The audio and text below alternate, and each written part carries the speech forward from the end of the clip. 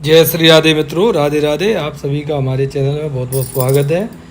अब जो है पितृपक्ष आने वाला है, तो पितृपक्ष में जो है पितरों को प्रसन्न करने के लिए हमें किस प्रकार से जो है पितरों की आराधना करनी चाहिए। तो सबसे पहले हमें आसन बिछा करके उस पर बैठना है, पूर्व की ओर मुँह करके 3 बार जो है आचमन करना है। केशवाय नमः, माधवाय नमः, नारायणाय नमः। इसके बाद में हाथ धोना है, हस्तौ प्रक्षाल्य ऋषिकेशाय नमः। उसके बाद में जो पवित्री पहनना है, जो उंगलियों में आप देख रहे हैं वो पवित्री पहनना है। पवित्री पहनने के साथ साथ आपको चोटी है तो चोटी में भी गांठ लगाना है, चंदन लगाना है अपने। ये सब सामग्री आपको अपने पास, और सामग्री आपको मालूम ही है क्या क्या रखना है। गंगा जल, कच्चा दूध, तिल, जौ, चावल, चंदन, पुष्प, ये सब सामग्री आपको अपने पास में रखना है। इसके बाद में आचमन करने के बाद में फिर आपको जो है संकल्प करना है। तो संकल्प में आप जो है हाथ में जैसे देवताओं का तर्पण करेंगे तो हाथ में चावल, जल, सफेद पुष्प और चंदन लेकर के आप अपना नाम, गोत्र का उच्चारण करके, तिथि का उच्चारण करके संकल्प करना। देवताओं का ध्यान। ओम ब्रह्मादया सुरासरे ऋषय सनकादया आगच्छन्तु महाभागा ब्रह्मण्योदरवर्तिना। इसी कंधे, बाएं कंधे पे जो है अब रखना है, दाएं घुटना ऐसे जमीन पे लगा करके इस प्रकार जो है आपको बैठना है। और 3 कुसा लेना है। कुसाएं जो जड़ वाली हो तो ये 3 कुसाएं, इन 3 कुसाओं को फिर आप ऐसे मोड़ सकते हैं, ऐसे जैसे आपकी सुविधा है। इनको यहाँ और इस प्रकार से यहाँ। अब ये अग्रभाग जो है कुसाओं का, तो ऐसे आपको जो है देवताओं को तर्पण करना है इस प्रकार। ओम ब्रह्मास्त्र प्रदाम, ओम विष्णुस्त्र प्रदाम, ओम रुद्रस्त्र प्रदाम। इस प्रकार जो है आपको ब्रह्मा, विष्णु, रुद्र, इस प्रकार जो है 49 देवताओं की अंजलियां 49 आपको पूर्व की ओर मुख करके देनी है। अब आपको जो है देव और ऋषि, जो देव जो है देवताओं का, ब्रह्मा आदि विष्णु देवताओं का जो आपने पूर्व में तर्पण किया, उसके बाद में आपको उत्तर की ओर मुख करके बैठना है।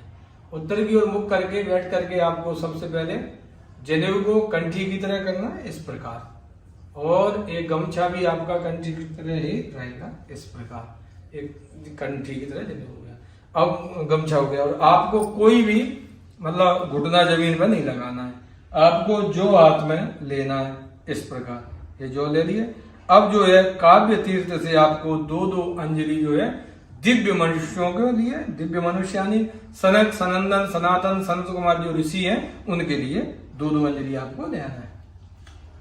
तो इस प्रकार ये रहेगा। और ये ओम सनकस्त्र प्रदाम, ओम सनकस्त्र प्रदाम, ओम सनातनस्त्र प्रदाम, ओम सनातनस्त्र प्रदाम, ओम सनंदनस्त्र प्रदाम।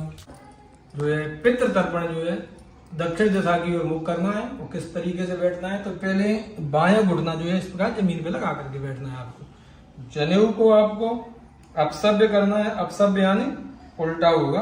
तो ये दाहिने कंधे पे, ये दाहिना कंधा इस पे जनेऊ आ गया, और इसी कंधे पे जो आपका अंगूठा चला जाएगा। बायां घुटना आपका जमीन में लग जाएगा, और ये कुसा का अग्रभाग और जड़ को एक साइड करके, जैसे अभी ये अग्रभाग आगे की ओर था, अब इसको यहाँ से निकाल करके, इसको यहाँ से ऐसे निकाल करके, और इसको यहाँ जो है ऐसे कर लेंगे।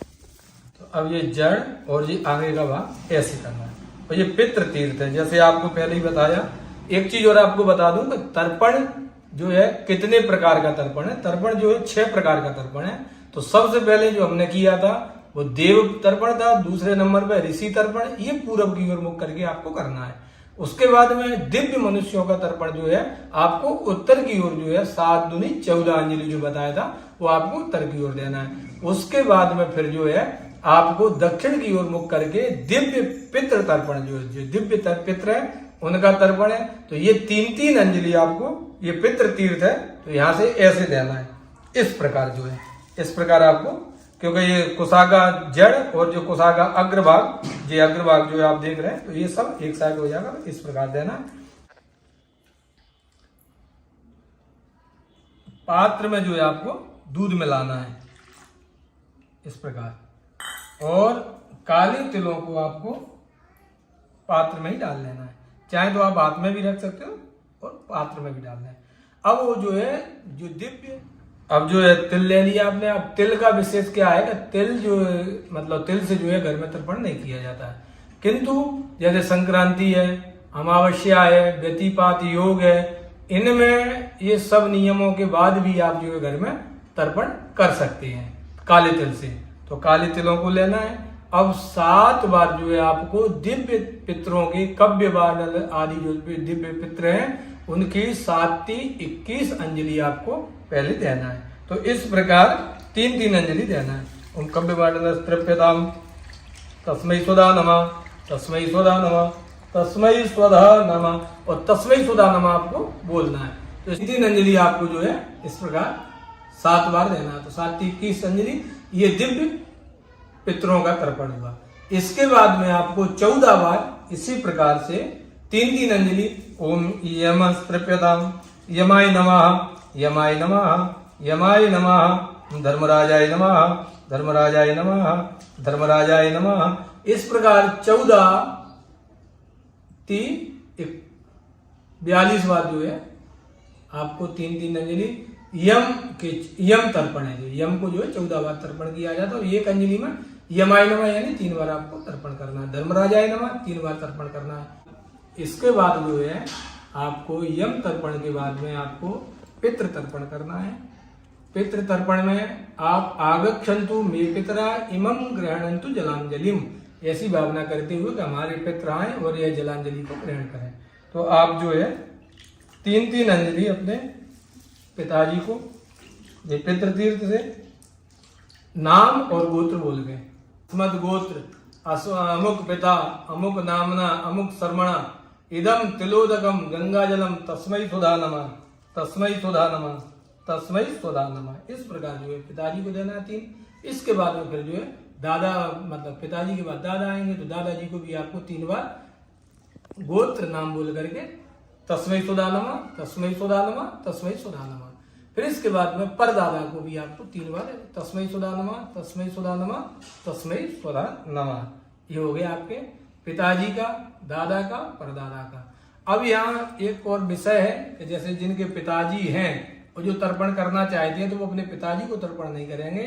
वैसे तो पिता के रहते तर्पण नहीं करना चाहिए।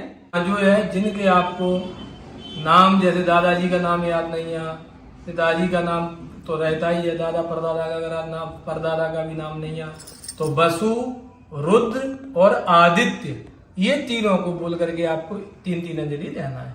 इसके बाद में आपकी माताजी का है, तो माताजी का अमुक गोत्र अस्मद माता मही अमुकी देवी वसु रूपस्त्रपितम इदम तिलोदकम तस्यै सुधा नमः, तस्यै सुधा नमः, तस्यै सुधा नमः। इस प्रकार जो है 3 अंजलि माताजी को देना है।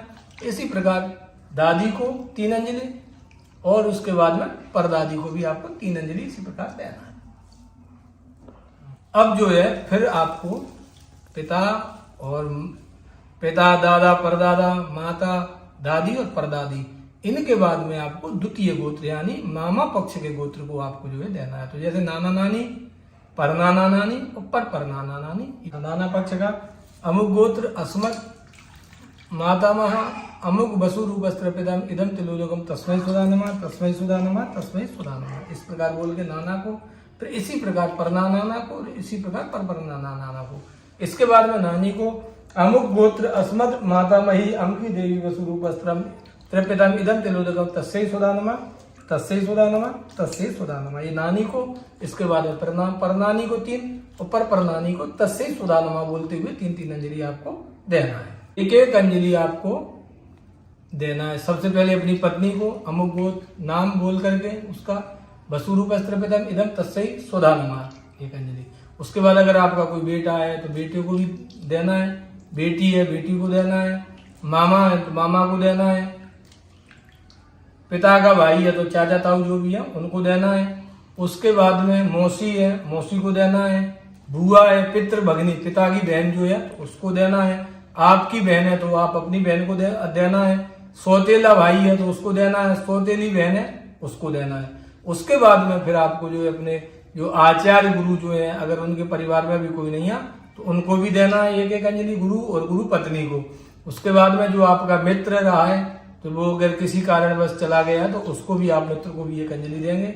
और जो व्यक्ति आपके यहाँ दासत्व के तौर पर जिसने घर पे आपके यहाँ काम किया है और उसकी आपके घर पर ही मृत्यु हो गई है तो उसको भी आप जो है एक अंजलि जल इसी प्रकार देंगे। और एक अंजलि जो है आपको इसी क्रम में एक अंजलि अगर आपके सास ससुर नहीं है तो आप उनको भी एक अंजलि यहाँ देना है। ये आपका पूरा क्रम हो गया। इसके बाद में फिर ब्रह्मा देवासुरा सदानागा यक्षा गंधर्व राक्षसा ये मंत्रों को बोल करके आप देते रहें कि देवता गंधर्व यक्ष किन्नर नाग जितने भी जलचर है थलचर है पृथ्वी पर जितने भी जीव जंतु है सबको एक एक अंजलि देना देते जाएंगे, आप बोलते जाएंगे। उसके बाद में जो है ये आपके मतलब कुल में जो गर्भ नष्ट हो जाते हैं, गर्भ में आकर के बालक जो नष्ट हो जाते हैं तो उनको भी देना है। ये हमारे मतलब किसी जन्म में कोई भाई बंधु रहे हैं तो उनको भी देना है। ये बांधवा ये जन्मनी बांधवा किसी भी जन्म में हमारे कोई बंधु बांधव रहे हैं जिनको आपको जानकारी नहीं है तो उनको भी एक एक अंजलि ऐसे देते रहेंगे। उसके बाद में एक रूमाल लेकर के 1 फुट 2 फुट हो गए और इसको 4 फुट करके